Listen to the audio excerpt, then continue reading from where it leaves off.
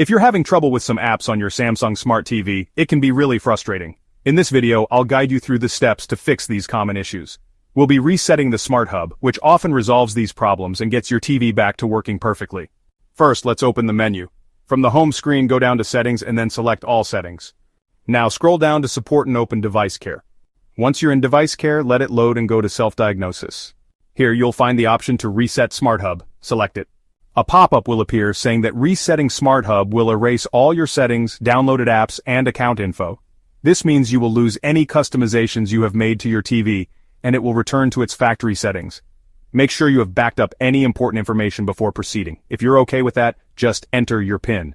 This is a security measure to ensure that only authorized users can reset the Smart Hub. The default PIN is 0000. If you have changed your PIN, enter the new one instead. If you have forgotten your PIN, you may need to contact Samsung support for assistance.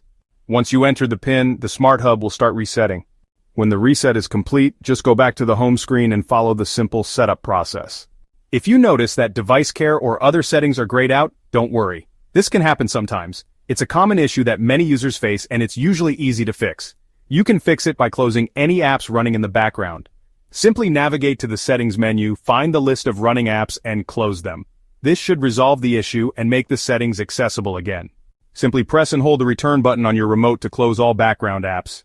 Once that's done, go back to device care and you'll see that the settings are no longer grayed out. If this video helped you, consider subscribing for more tips.